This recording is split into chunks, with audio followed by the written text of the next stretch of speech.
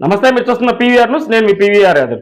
ఈ నెల 26వ తేదీ శ్రీకృష్ణాష్టమి సందర్భంగా బీసీవై పార్టీ అధ్యక్షులు బోడే రామచంద్ర యాదవ్ మాచర్లకు వస్తున్నారని బీఎస్పీ ఇన్ఛార్జ్ గుండాల సైదులు యాదవ్ తెలిపారు.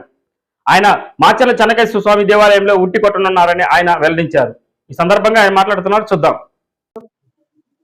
అందరికీ నమస్కారం.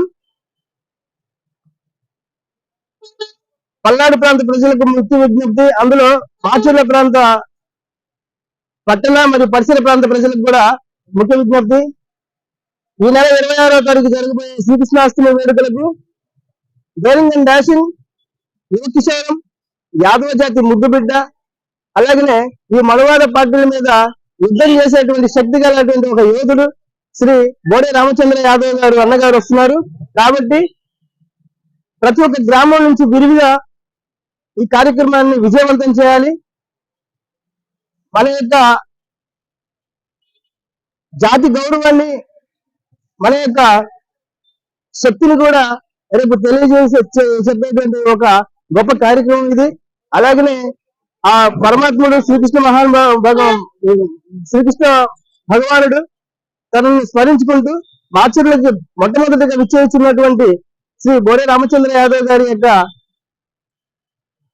బహిరంగ సభలు మరియు ఉట్టికొట్ట కార్యక్రమాన్ని విజయవంతం చేయవలసిందిగా ప్రతి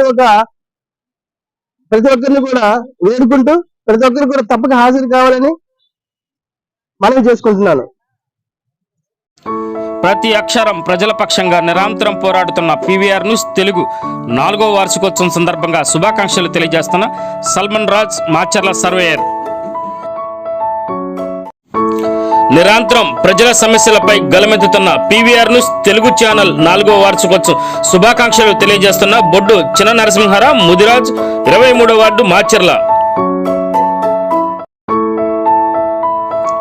పల్నాడు ప్రజల సమస్యలపై నిరంతరం పోరాడుతూ ప్రజల మన్ననలు పొందుతున్న పీవీఆర్ న్యూస్ తెలుగు 4వ వార్షికోత్సవం శుభాకాంక్షలు తెలియజేస్తున్న మాచర్ల చక్రధర డిగ్రీ కళాశాల ప్రిన్సిపల్ కుర్రి సాయి మార్కొండారెడ్డి.